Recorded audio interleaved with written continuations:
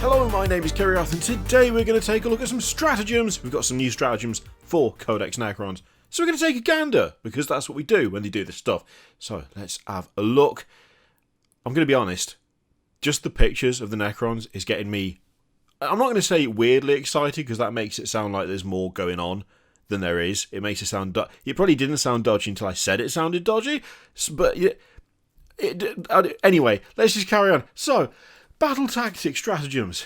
So first up are the Battle Tactic Stratagems, along with a return of some of the classics, such as Dimensional Corridor and Extermination Protocols, comes the incredibly deadly Techno-Oracular Targeting. They are now making these deliberately difficult to say to take the piss out of people like me, who then attempt to read it out loud. That is my theory. You cannot dissuade me from it. Is it a bit tinfoil hat? Maybe, but there's probably some truth to it. So, guided by the painstaking predictions of a conclave of astromancers, this shot strikes inescapably true.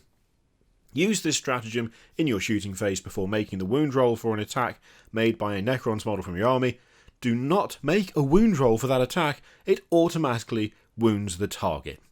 So the example they give is use this when firing the transdimensional beamers from your Canoptech Wraiths at high toughness enemies and take advantage of that sweet AP -3 and 3 damage, or -3 AP and 3 damage, whichever you want to do it, whichever order is fine. That is the example they give, but I'll be totally honest, my first thought was not that.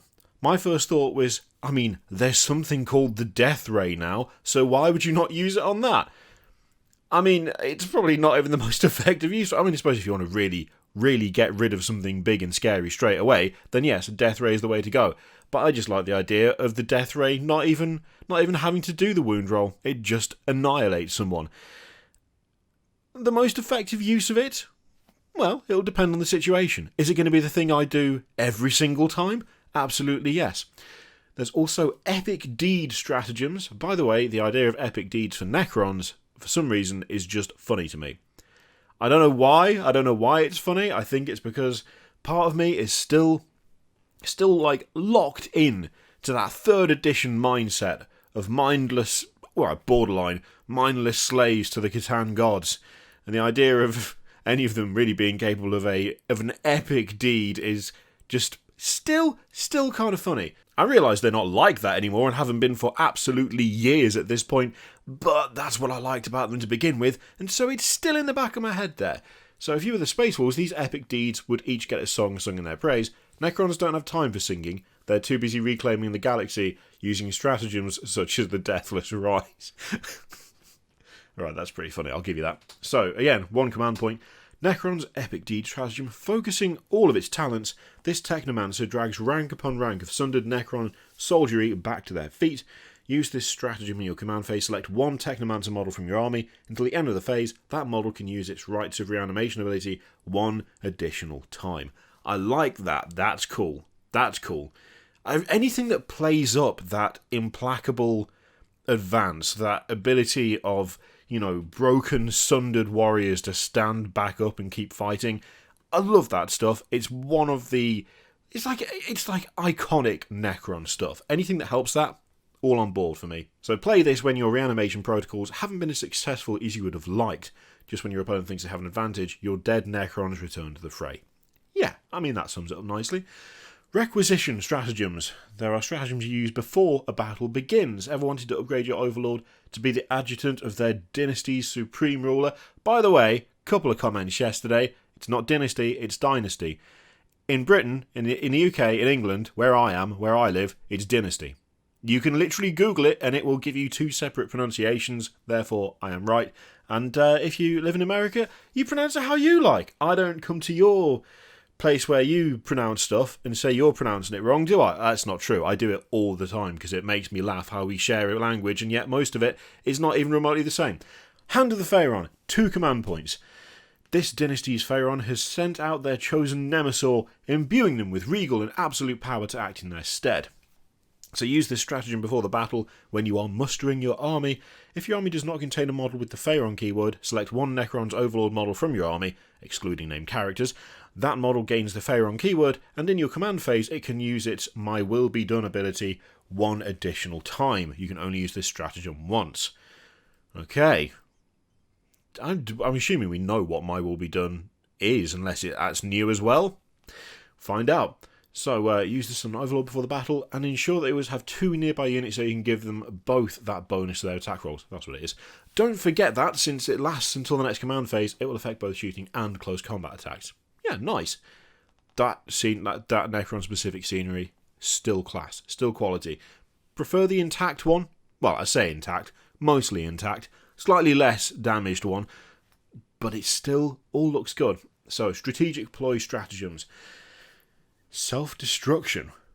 If enabled, the self-destruct protocols of Canoptek Scarabs cause them to explode in a hail of razor-sharp armour fragments. Use this stratagem in the fight phase when a Canoptek Scarab Swarms unit from your army is selected to fight. Select one model in that unit. After that unit has finished piling in, you can select one enemy unit within engagement range of that model and roll 1d6. On a 2 to 5, that enemy unit suffers d3 mortal wounds. On a 6, that enemy unit suffers 3 mortal wounds. The Canoptek Scarab Swarm is then destroyed. Yes. Yes. Yes. I love that. I love it. That's quality. That is really fun. That is really, really fun. That is a cool way to use Scarabs. Have them explode on people. I really like that. Really like that. Play this strategy when your Scarabs are outnumbered and outclassed in combat. Or, if you're me, all the damn time for the lols is essentially how that's going to get used. I wonder why I never win any games. Weird, mysterious, isn't it? Alternatively, if you want to disrupt your opponent's tactics with some disappearing and reappearing Ophidian destroyers, yes please, use Burrowing Nightmares. Again, great name. Writhing and hissing, 1 command point as well, by the way. Writhing and hissing, these Ophidian destroyers plunge back into the bedrock with slashing claw strokes and flickering dimensional displacements. The foe look on fearfully, knowing that the murderous androids will not remain buried for long. Nice bit of extra description there of looking on fearfully. Bit discriminatory there, that Astartes do not look on fearfully. They might look around like, what the hell is this? And why am I having to deal with it? But not fearfully. Use this stratagem at the start of your movement phase. Select one Ophidian Destroyers unit from your army that is on the battlefield. Remove that unit from the battlefield. In the reinforcement step of your next movement phase, you can set that unit back up on the battlefield anywhere that is more than 9 inches away from any enemy models. If the battle ends, then the unit is not on the battlefield, it is destroyed. Again, nice and fun. That obviously works incredibly well for the Ophidian Destroyers because the way you set them up is they already have tunneling horrors. In fact, thinking about it, they've already got tunneling horrors. That's what their thing's called. Yeah, during deployment, you do exactly what it says there, but you do it during deployment, not during the battle. You don't spend a command point. So, we've got tunneling horrors and burrowing nightmares. If you do it a third time, is there a stratagem for doing it a third time? That's like, I don't know. Okay, we've got nightmares, horrors, mining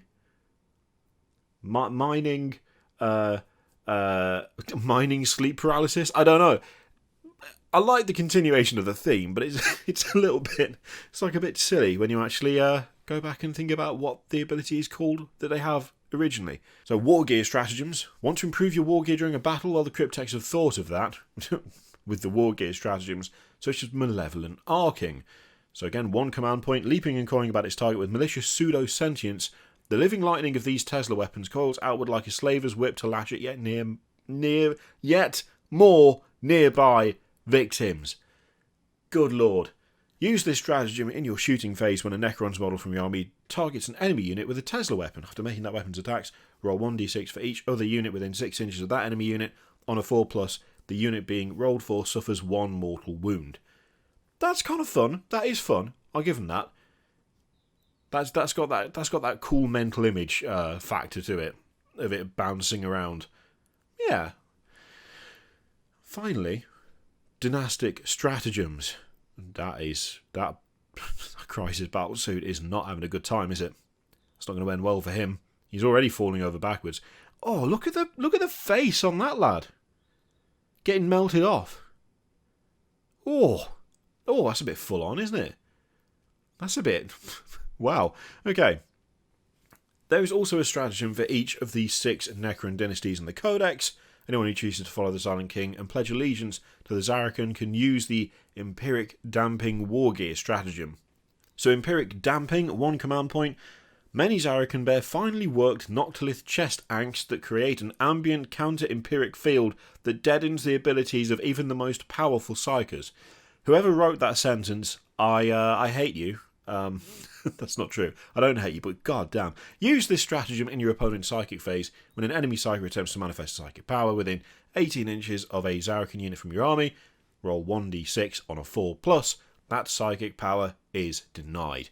Nice bit of deny the witch there. Nice bit of anti-psyker goodness built into that. Cool. And that's your lot. Any of those particularly jump out at you? I have to admit, I do like Burrowing Nightmares. Burrowing Nightmares is cool. Tunneling Horrors, Mining Sleep Paralysis. And Self-Destruction, though, I think that's my favourite. Used correctly, probably pretty decent. And also pretty funny. And used incorrectly, just throwing swarms at people and blowing them up. That is the kind of nonsense play that I am here for all day. Any of them jump out to you? Let me know what you think in the comments down below. In the meantime, feel free to click all the things, Patreon video, subscribe, all that stuff. You know how that works. And as always, there's an affiliate link in the description for Element Games, which you can use to support the channel if you would like. Thank you very much for watching. I'll see you next time.